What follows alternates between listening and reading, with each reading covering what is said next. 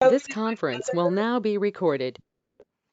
And my mother was just released from the hospital the night that I was supposed to do this presentation. So I needed to go pick her up and get her settled. So I appreciate it. Thank you very much.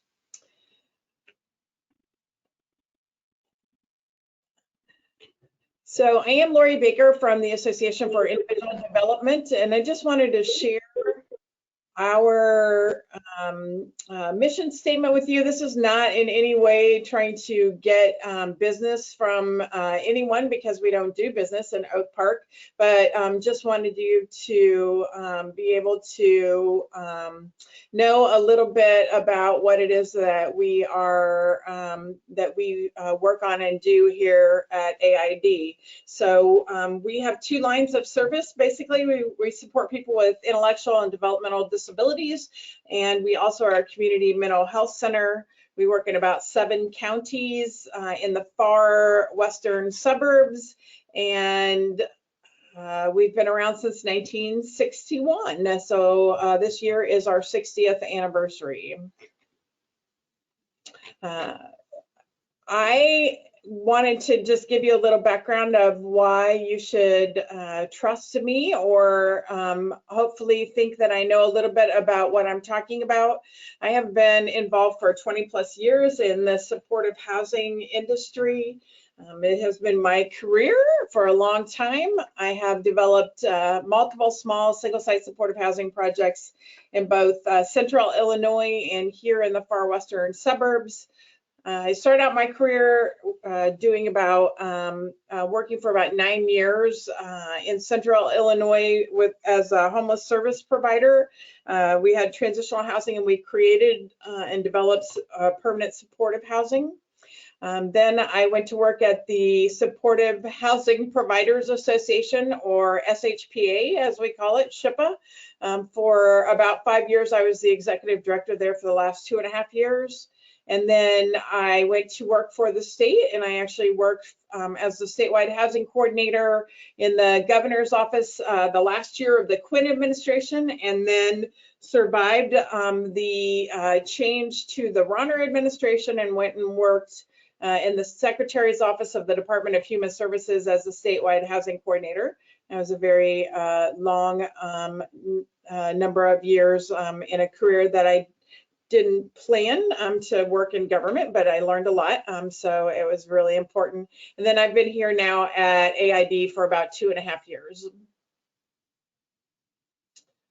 So we're going to talk about affordable housing, supportive housing, and services, because being able to choose and live a life like any other is what many families and persons with disabilities want, right? That's the dream, the goal is to be able to participate in their communities as any person who does not have a disability is able to participate. Affordable housing, it means simply that it's affordable to a person at the income that they currently make. So what our government says is that a person or a family should pay no than 30% of their income on housing related expenses. So that includes your rent, electricity, gas, if you have to pay for garbage, etc. It does not count, for phone, cable, internet, that kind of expenses. So about 30% of your income should be spent on your housing expenses in order to be affordable to you. Supportive housing is a type of affordable housing for people with disabilities and with a variety of barriers to living in the community successfully. And so it adds the affordable housing with the supportive services that a person wants and needs in order to live successfully in their community. And those social services can be anything that a person wants and needs, right, to be successful living in the community. We'll talk a little bit more about that later. And the key thing about supportive housing is that it's not meant for every population. So all of us need affordable housing that's affordable to our income, but not every person actually needs supportive housing. And it's important that we get the supportive housing resources to the people that can most benefit from it. I like to throw this slide in just to point out what affordable is, and these slides will be sent to you after this meeting, so don't think that you need to write down everything that you see on the screen, because you will be receiving these slides. Every year, the National Low Income Housing Coalition looks at what they call the housing wage in each locality and municipality around the country. And so for the state of Illinois, for a person, a renter, to afford fair market rent for a 2-bedroom apartment, you need to earn about $21.30 per hour in order to afford a typical 2-bedroom. Now, if you look down here, you can see all of us are in the Chicago, Joliet, Naperville metropolitan statistical area, and our wage is even higher than the state of Illinois. It's about $24 an hour that someone needs to make to afford a rent. So this is why affordable housing is a very important component, because many people with disabilities receive Social Security disability or SSI, and those payments are much less than $24 an hour, or $36.93 a month, which is, about people make probably less than a third of that on Social Security SSI. So why is access to affordable housing important to people with disabilities? Well, and particularly people with developmental disabilities who haven't had the same access to this resource that other persons have had. One, it's less costly. Two, it's much more normal, like other people experience without disabilities. If anyone's familiar with the home and community-based settings rule that people have been talking about, independent housing, non-shared housing is basically required, or some of those pieces of that type of housing are required in the HCBS settings rule. How many people do you want to share your house with, right? Even our family members, sometimes we don't want to share our houses with them, right? Sometimes, but certainly a large group of people is more difficult to live together.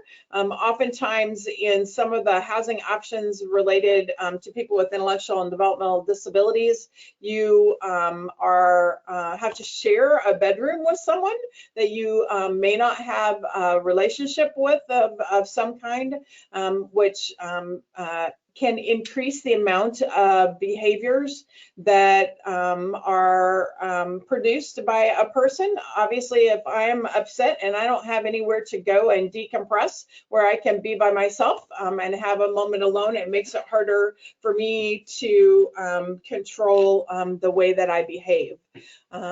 Younger people and their families who have experienced the broad array of special education services that are afforded them in the educational system certainly are reluctant to give up those independence and flexibility to go into a traditional group home model. And, let's be honest, who wants to be 30 years old and living with their mom? Right? There's not a lot of people, that's not a regular behavior for most folks, although, during the pandemic and as college costs have increased, people have been forced to come home as well. So what are ways that you can go about finding the affordable housing piece, or what resources are out there that are eligible for persons with a disability to access?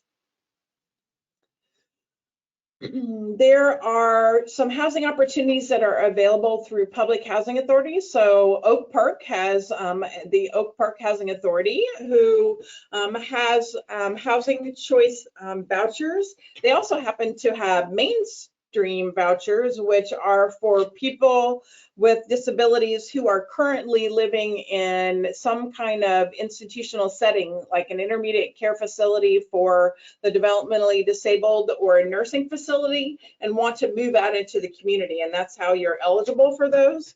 If you or your loved one or someone you know might be fit in that category, getting in contact with the Oak Park Housing Authority, it might be very beneficial to you. Other housing authorities, Oak Park, I believe, is also in Cook County. The Housing Authority of Cook County also has both housing choice vouchers and public housing. So those are the two different kinds of affordability that a lot of housing authorities have across the country and across Illinois. Housing choice vouchers are a rental subsidy that a person can use at any rental property that they are eligible for. So let's say I'm a one-person household, I can use that rental subsidy to rent a studio or one bedroom, as long as they accept fair market rent as their rent. And I will pay 30% of my adjusted gross income for the rent, and the housing choice voucher will pay the difference up to fair market rent to the landlord so that I can rent that property. The other type of housing, public housing, is often Section 202. It's a HUD, the Department of Housing and Urban Development's designation for senior and disabled housing, and that's housing that's been designed and funded in a way that makes it more affordable for the housing authority to develop, and therefore more affordable for someone to rent. And so that housing is available in a variety of locations, and the Housing Authority of Cook County has some of both housing choice vouchers and public housing. There's often waiting lists, or these lists sometimes are closed. You have to kind of keep an eye out. HUD developed a few years back an app that is available on the Apple or the Android stores that you can download right to your phone. You just look up HUD Resource Locator. You can download that for free, and then the app will use your phone's GPS to show you all the affordable housing that is around your location. And you're able to then tap on each one of those icons, just like a Google map looks like, and see detailed information about the property and how you get on waiting lists and what is available there. The Rental Housing Support Program is a program that is funded through a real estate recordation fee that we have in Illinois, and all of the money from this $10 fee, some of it stays with the recorder's office in that jurisdiction, and the rest of it goes into this rental housing fund. There's a link here, and you'll be able to click on this whenever you receive this, that takes you to the Illinois Housing Development Authority's page on rental assistance. And if you click on the Rental Housing Support Program, it'll show you every county, who the contact person is, and what their phone number is in order to get on this waiting list. For the vast majority of the state, it is the Illinois Association of Community Action Agencies, and Philip Gentry runs that program, and there's his phone number. The Illinois Housing Development Authority is our state housing finance authority in the state of Illinois. Their job is to create affordable housing for the citizens of Illinois, both homeownership and rental opportunities. And they receive an allotment of low-income housing tax credits, or it's called LIHTC for short, LIHTC, and they are able to then give those tax credits to affordable housing developers to create and develop affordable housing. LIHTC is a nationwide program. It's an IRS program, and it's the greatest creator of affordable housing across the United States. So IDA, whenever about probably 15 or more years ago now, decided they wanted to create more supportive housing. So they began to give extra points inside their application process for these tax credits to properties that would set aside 10 to 20% of the entire project's units as supportive housing. Service providers like AID and others can place people onto that SRN waiting list, the statewide referral network waiting list, in order to get matched to these units by pledging to continue to support the person, and that makes the supportive part of the housing, and then the affordable part comes from the low-income housing tax credits.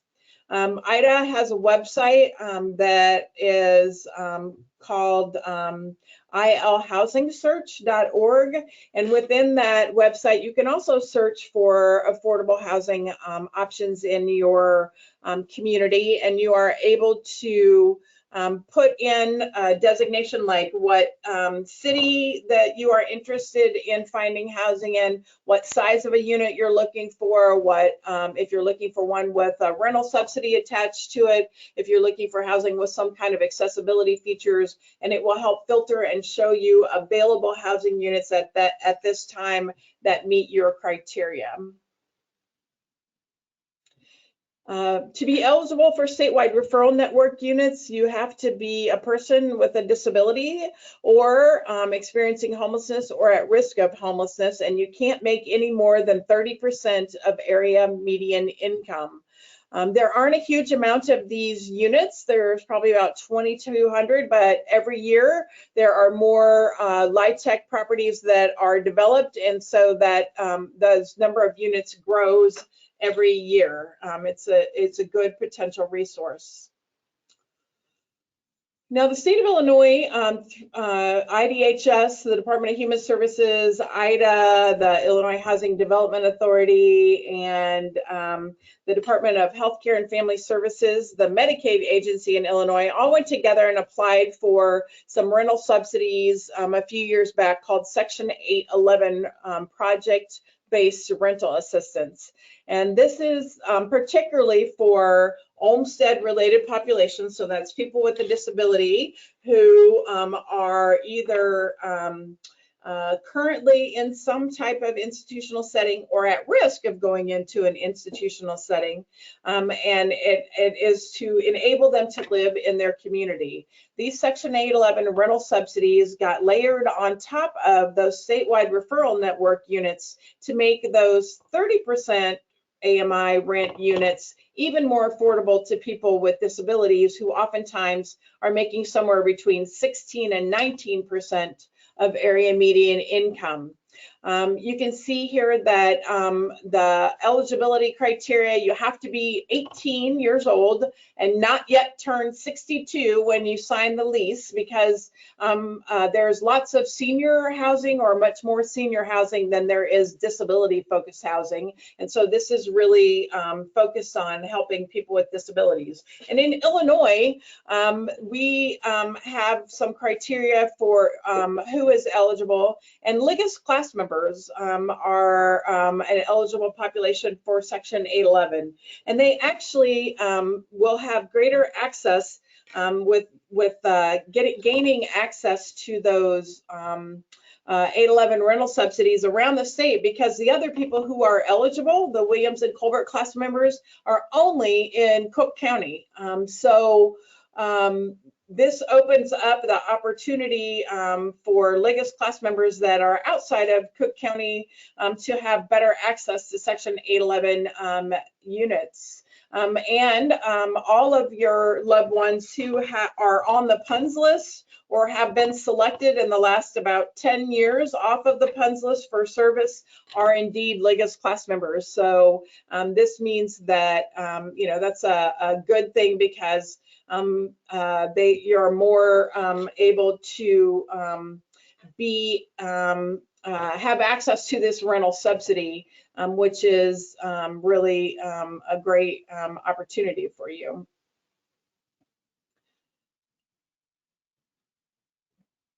The next type of rental subsidy that is available is the LIHTC, or low-income housing tax credit units that are not those SRN units. They might be eligible to people that are higher area median income. That's usually at 50 or 60% of area median income. But sometimes people with disabilities who are drawing Social Security from their parents have a higher Social Security earning power. And definitely if people decide that they want a roommate and there are 2 or 3 people with disabilities, you're going to be in a higher income category. And so these units can be developed. And I'm going to talk at the end and share some ways that we have helped people that we support get access to these units. But one of the things that can happen is that you could potentially put together an 8-person CILA in 4 different units within a larger low-income housing tax credit property, and make that work very well for people. And finally, the Illinois Housing Development Authority over the past 7 years, and I believe that they will continue for the next few years, at the end of every summer, they have been putting out an application for what they call a small single site supportive housing project.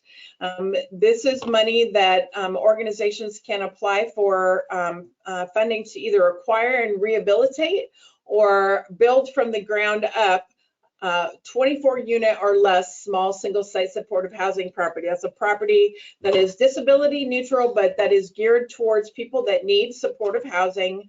It's a forgivable loan, forgivable grant that comes from the Illinois Housing Development Authority. And AID in 2019 was awarded one of these applications. We actually just closed in December of 2020 and will be breaking ground, I hope, in March, if it's warm enough, in West Chicago, on Main Street there, right across from the bus and train center, transportation center. We will be breaking ground to build a 24 unit small single site permanent supportive housing project, where we'll have office space on site for services, and we will have 24 units of affordable housing that are built on 3 stories. We're very excited about that. It's a good way for service providers like AID to help develop affordable housing that the populations that we support will have better access to. So we talked earlier about supportive housing being affordable housing plus the services. We talked a little bit about the potential for ways to come up with some of the affordable housing, but how do you access the services, and what service package will work in order to support someone with intellectual and developmental disabilities in a supportive housing option? So there are 3 basic types of service available through a Medicaid waiver at the state of Illinois for people with intellectual and developmental disabilities. There are home-based services, or you'll hear people call it HBS. There's intermittent community integrated living arrangements, or you might hear people call it ICILA. And there is 24-hour community integrated living arrangements, or CILA. Those are the 3 main types of service that are currently available. If your son or daughter or loved one, family member is on the PUNS waiting list, you are waiting to be selected to receive one of these services. So what are the key components of these services? So home-based services, or HBS, is a program that gives you a monthly amount of money that you can purchase services either from a community agency, or you can hire your own personal support worker, or PSW, and direct those services yourself, or your loved one can direct those services. The challenge with the HBS program is that the maximum amount of funding you get to purchase services is $2,349 a month, for a grand total per year of $28,188. Depending upon what you pay your personal support worker or your agency per hour to deliver those services, these may not be enough hours to support your loved one in more independent housing. Oftentimes people, are paying upwards of $15 an hour or more, and so that money goes quickly. Oftentimes people get somewhere between 10 and 15 hours a week of support that they can purchase with these funds. And so if you have that limit and your loved one needs more support than 10 or 15 hours to live independently in their own apartment, home-based services may not work for you. Intermittent CILA has less than 24-hour supports. Usually is more individually controlled, where your loved one can sign a lease with rights of tenancy for the unit. You could have a roommate if you wanted in intermittent CILA, but you're not required to. So it's more flexible with the roommate thing. People are able to retain their own income instead of having all their income taken by the state. And people would get support with the services that they need, like budgeting, bill paying, shopping, cooking, etc., tailored to an individual's need. Now, this can be and often is used as the way to help support people in more individualized, affordable, supportive housing. It's not a perfect fit. There are challenges with it, one of which is that the state oftentimes is difficult to get you to be able to get more than 15 hours a week of service. But technically speaking, it is anything less than 24 hours, so you can ask for a higher level of service.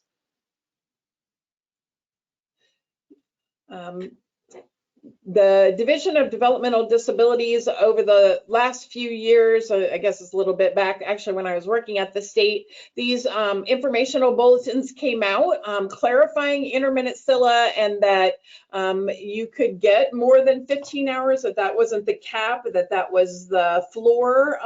That was where you started with hours, and you could ask for additional hours, and gave some more clarifications about a person's own home, about staffing hours, and they also increased the access to behavioral intervention and treatment hours, which has made it easier, but not perfect, because nothing with the state is perfect, in accessing intermittent CILA hours in order to live in your own independent supportive housing.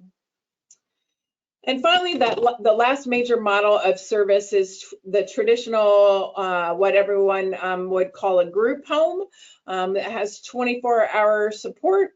It is a shared service model, so people live together and they have one or two staff members that are there serving the needs of everyone at that location, so it's not independent or flexible. Generally, there are 4 to 8 residents in most CILAs across the state of Illinois, and all of your loved one's income, all of their Social Security goes to the state, and they are given $60 a month in order to buy incidentals. So it's much more rigid kind of model, and isn't generally what younger people, folks with disabilities, families, and themselves are really hoping and dreaming of. there are a group of people that it's very good for, but not necessarily every person with an intellectual and developmental disability. So at AID, we have community living homes across our service area from northern Kendall County all the way through Kane up into northern Kane County and a little bit into Cook with Hanover Park, etc.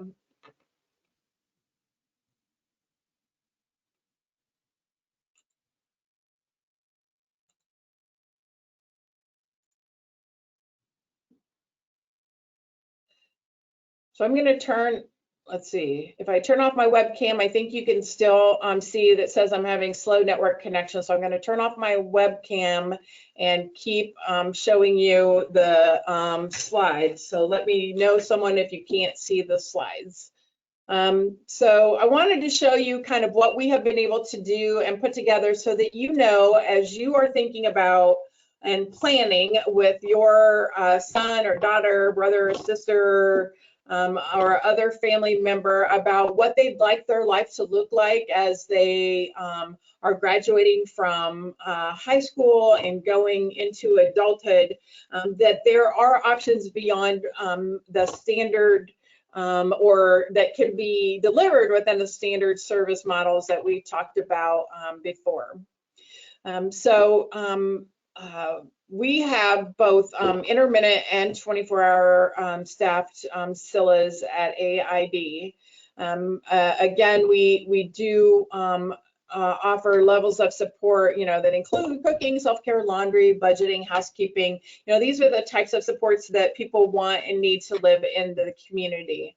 We also have dietitians, mental health specialists, behavioral analysts, counseling, transportation.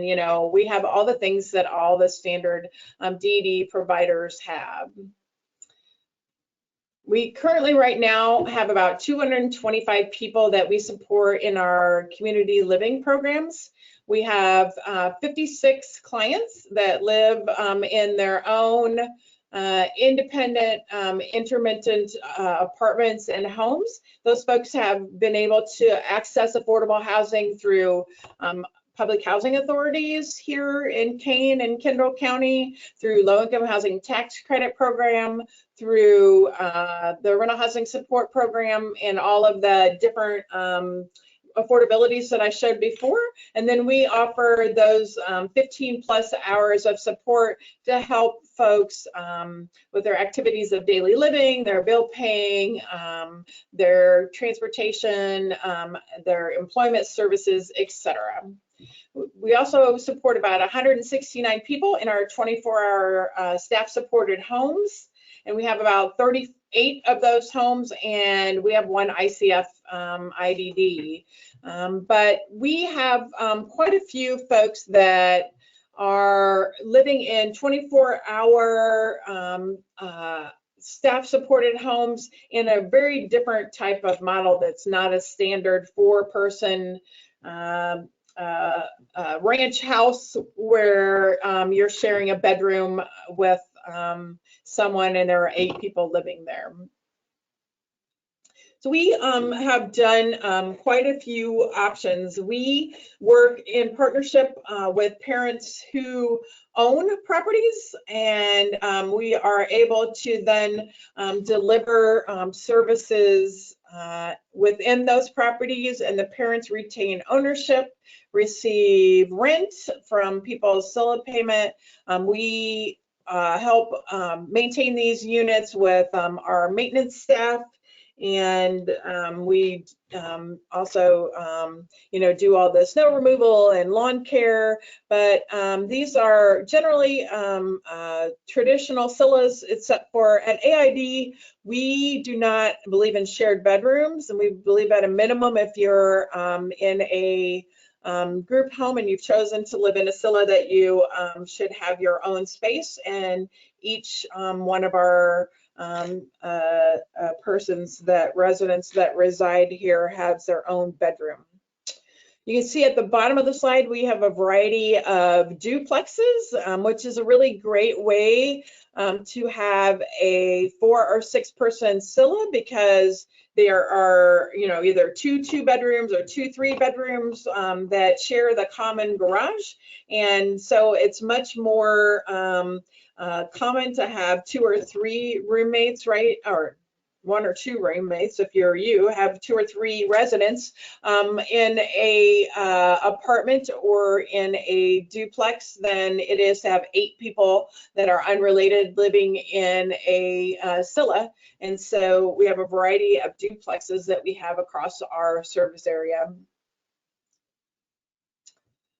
We have some properties that we were able to develop from by accessing some HUD funding, which is federal funding that helped us build and then provides rental subsidies for people with low incomes to live in these HUD funded homes. Each one of these homes is a 6-person CILA with 6 bedrooms and shared living and dining space. Everyone has their own room. There is a recreational area in the basement, and as you can see, very nice grounds for people to hang out outside, just like any other home. You can see they don't look any different than the community that is around them.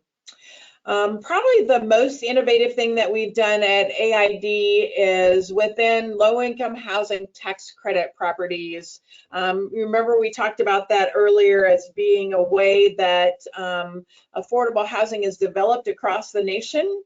You can see from these pictures that these are beautiful properties with lots of amenities. They have all kinds of computer lounges and warming kitchens and shared theater space and workout space and computer labs and business centers, etc. They're beautiful, built from the ground up properties that are affordable based on a person's income. And we have assisted clients that we support with getting on these waiting lists and being able to be matched to these units. And at many of them, we have an 8-person CILA that is actually in 4 different apartments. So at Water's Edge on the far right-hand side of the screen, at the bottom, we have an 8-person CILA that is in 3 2-bedroom units and 1 3-bedroom unit. The staff person who is there 24 hours a day that rotates, has the 3rd bedroom and the 3-bedroom, and is able to rotate through the property, assist people as they need help. They kind of use the 3-bedroom as the drop-in spot where they can cook together, or people can cook at home and at their own unit and eat. Everyone has in apartment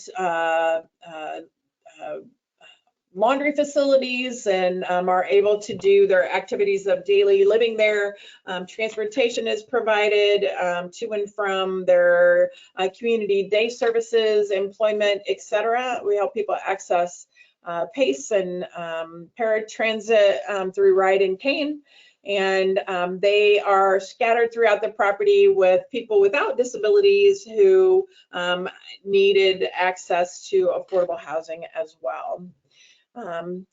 This has kind of been our MO for the last probably 5+ years as we were able to support people and get them access to these properties as they are being developed across our service area.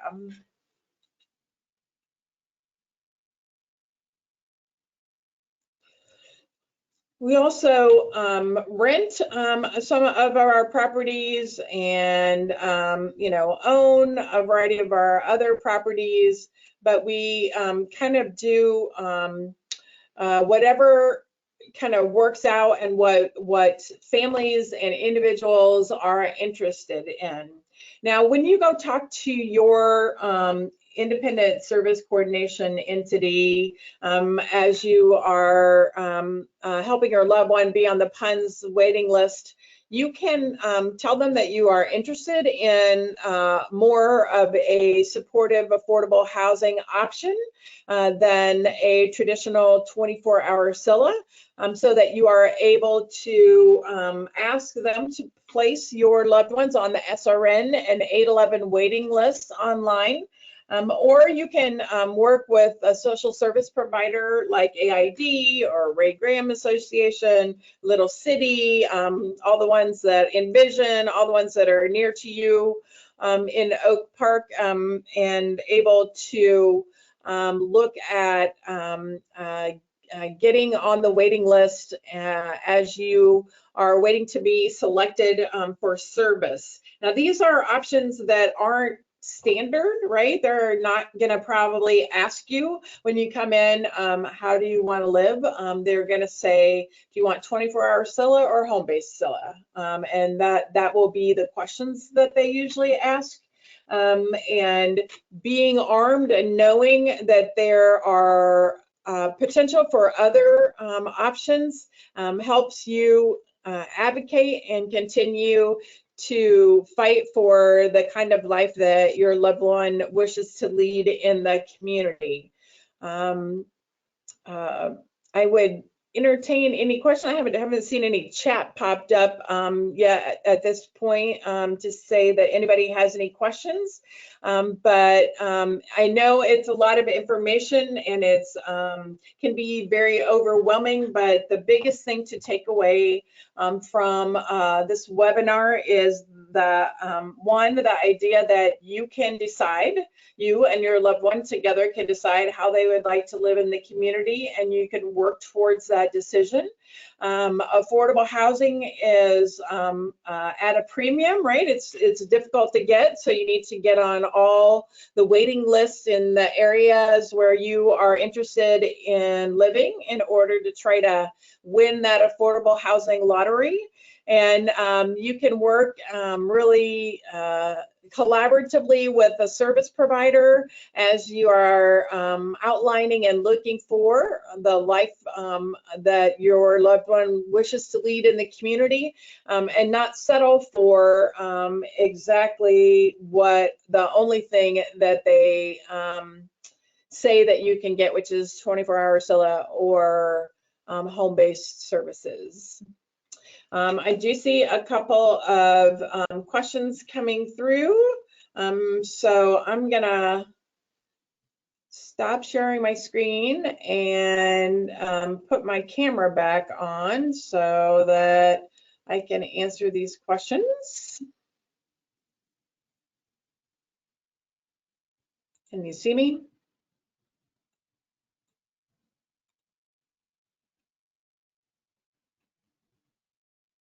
Yes. Okay, good. Because I can't see myself anymore. I don't know what happened. Okay, first question says, my daughter is 20. When is a typical age parents look for housing, knowing everyone is different? What is a typical number of years for waiting lists? So waiting lists can be very long. I don't know that there is a typical. I usually recommend to parents that if you think this is an option that you're interested in, it's never too soon to start getting on waiting lists, because you can always say no. You don't have to move into a unit that you've been matched with just because you've been offered that unit. You are able to, turn down a unit and it doesn't harm you in the waiting list, the majority of the waiting lists that there are. So I think 20 is definitely not too soon. What you do need to think about is, are you going to have service as well? So if your daughter hasn't been selected off of the PUNS list to receive those Medicaid funded services, they may not be able to have the supports necessary to move into housing. But trying to line up both of those resources at the exact same time is usually not perfect. So I recommend people are on both waiting lists, the PUNS waiting list for service and any waiting list for any affordable housing that is around you that you are interested in living in. And then, you know, one will probably hit before the other, and then you can hopefully build the services or the housing out from the services if you get one before the other. The next question, which rep is supposed to be responsible for connecting us with supportive housing options, the service coordinator or the self-directed assistant? So we recommend, when I used to be at the state, we would recommend that the individual service coordinator would be the entity that would add you to statewide referral network and Section 811 resources for supportive housing. Not all of them are well versed in using those waiting lists, and so it is important that you push them to add you to those waiting lists if they haven't. I know CAU and CSO are both aware of the housing waiting lists and have done pretty well in getting people on those lists. Service Inc. maybe as well has done some work in getting people on the list. You can also work with a service provider like AID. Like I know oftentimes when we receive packets in our admissions department of people looking for service, if they say they're interested in supportive housing options, then we'll go ahead and put them on the SRN and 811 lists ourselves. We also work with people that currently live in our 24-hour CILAs that might be interested in living more independently in the community. Someone asked if a group of parents wanted to develop a home, what I would recommend. So there's some potential options. I'm going to forget the name. I'm going to have to send the information to Vanessa that she can send out, but there's an organization that actually works with families and groups to look at everyone's resources and connections to try to work on developing property.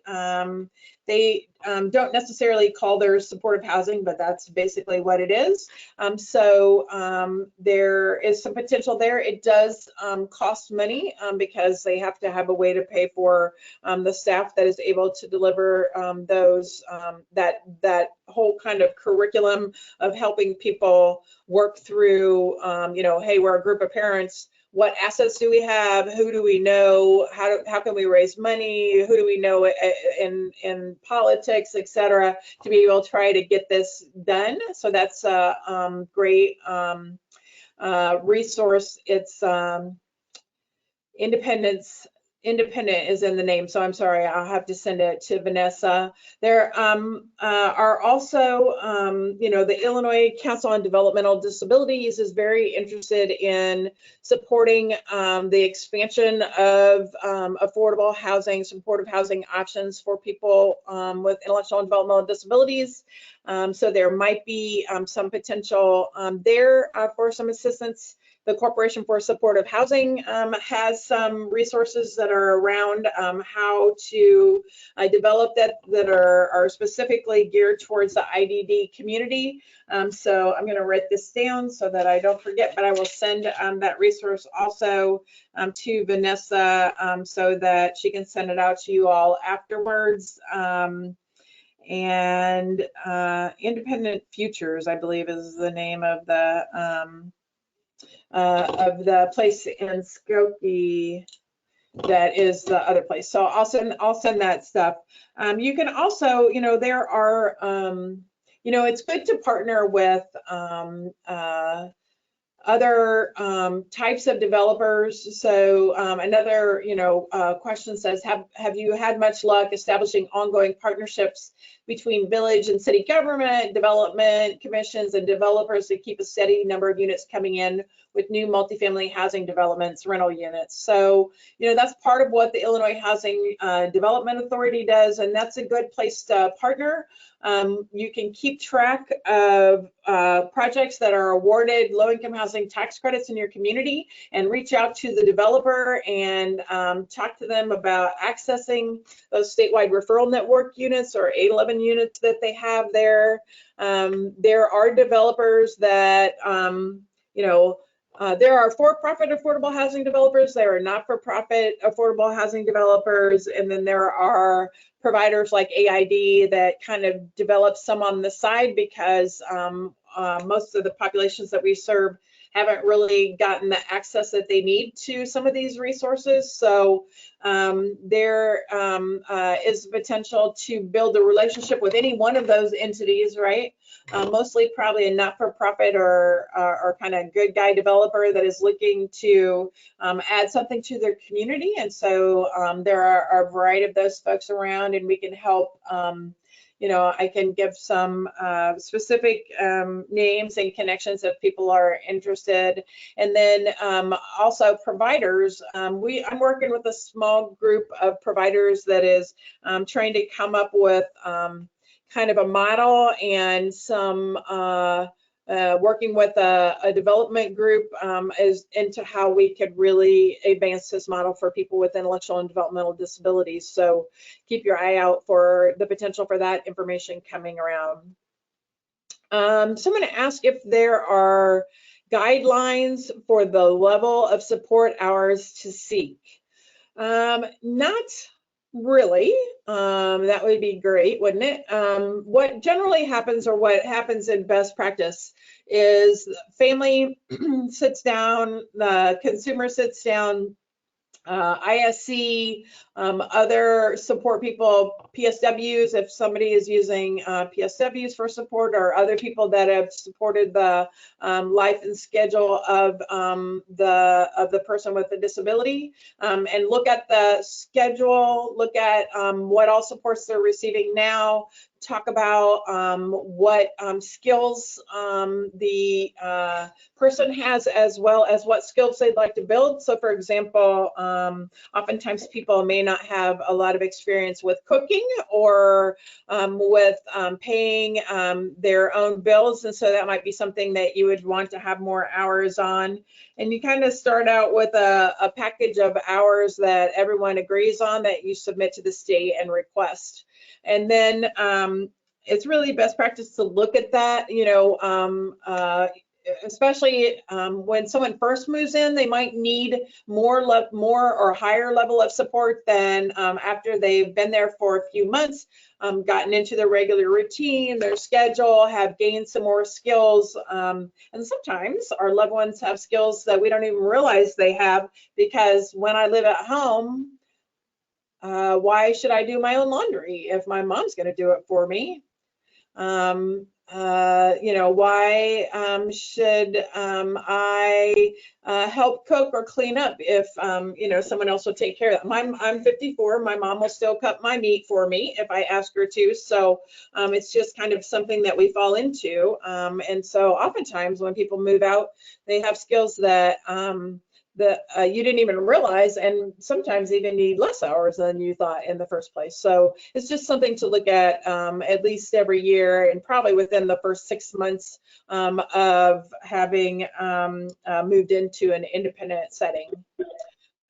Yes, thank you, Kristen. It is the Center for Independent Futures in Evanston. Thank you. I knew it was something, my brain was not working, but I can send some information about the programming that they have that helps groups to look at how together they could go about creating a supported housing unit or property for their loved one.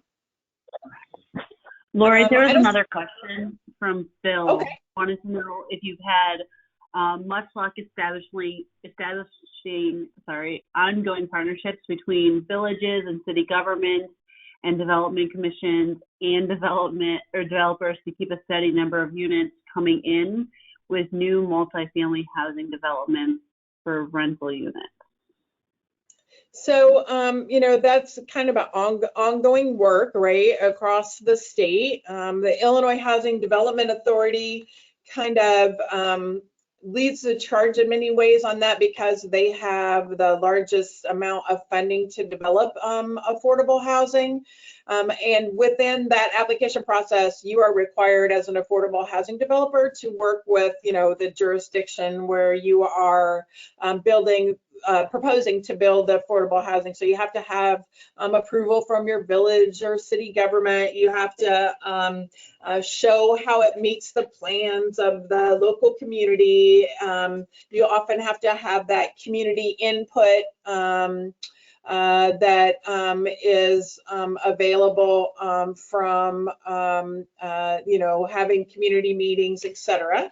And all of those things aren't always pleasant things to go through, but it's important to do. I think there can be more, right? And I specifically think that people you know, organizations and families of people with intellectual and developmental disabilities have not been in the housing loop, if you will. People with intellectual and developmental disabilities are probably the last disability group that doesn't get these options a little more regularly. I'm not saying they're easy to access, but we just don't even really talk about it in the IDD world. We don't talk about housing, we talk about CILA because that's what is funded. And so there are groups like the Illinois Council on Developmental Disabilities, the ARC of Illinois, and others that are you know, working on advancing this and making our service package work better, and you know, educating families and providers like AID on how we can you know, build these partnerships to continue to get access for people with intellectual and developmental disabilities. There's a lot of people that need affordable housing, you know, seniors, people with disabilities, families with children. You know, when you look at the expense of housing, it is incredibly expensive. You know, you saw that housing wage earlier. You know, I mean, how many people do you know that make $24 an hour in order to rent a fair market 2-bedroom unit in the collar counties? Not a lot of people make $24 an hour.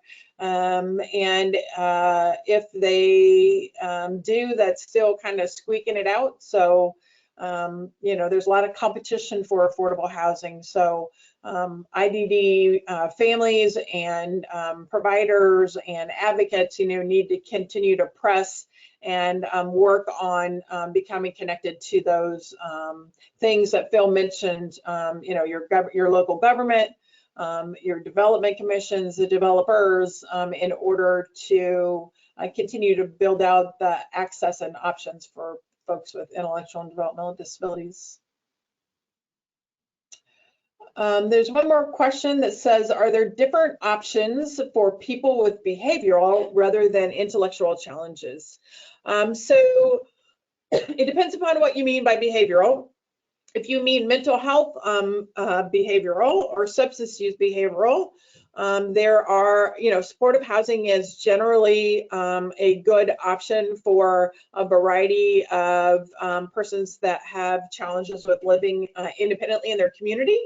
And in fact, you know, supportive housing was first designed and created for people experiencing homelessness that also had untreated mental health diagnoses. Now, if you're talking about behavioral, like in terms of people with intellectual and developmental disabilities with additional behavioral challenges, and that maybe folks on the autism spectrum, there are lots of outbursts. Yes, disturbing to neighbors. Yes, okay. Thank you for clarifying that, Julie. So there are lots of ways. So this is a good comparison. So oftentimes when supportive housing was first created. As I said, it was to help people get off the street that had been homeless for long periods of time and who were very ill psychologically and were probably not in compliance with medication. I hate that word, but we're probably not in a recovery mode. We're in an illness mode. And it has worked. And believe me, people with schizophrenia and bipolar, et cetera, can have some outbursts and be disturbing to their neighbors. And that's, one of the joys of supportive housing and housing first is that you work with in a person's strengths and their capabilities and work to figure out ways to ameliorate the challenges. So if somebody, for example, likes to listen to very loud music when they are upset, very simply, you get headphones and that person is able to experience the calming effect of the loud music that helps them to deal with a challenging situation, but not disturb the other people around them, particularly if it's after, 10 o'clock at night. Oftentimes people who are anxious and upset can pace, right? And if you've ever lived underneath somebody who's a heavy walker, you know that can be very disturbing if someone is pacing all night long while you're trying to sleep.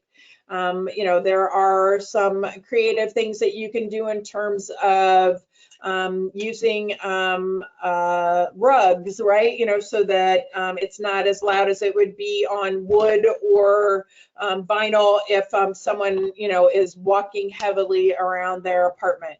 There are design features that many properties can have, particularly folks on the autism spectrum tend to have a lot of challenges with smells and lights and sensory things, and so have low paints that don't emit smells, that have better lights so that it doesn't trigger or disturb, cause disturbing behaviors, have thicker walls that can deal with punches or things thrown at it and not be damaged, and also cushion against sound. So we're just beginning to scrape the surface of some of those things.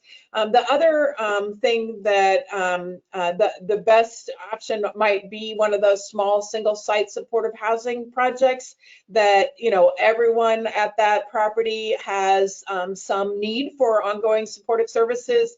And so there might be better understanding amongst the residents of if someone has a difficult night and is loud or makes a loud noise. I don't see any more questions, Vanessa. Have I missed anything else? No, you've answered them all. But if anybody wants to take themselves off mute and ask a question versus putting it in the chat, you're more than welcome to take this time to do so.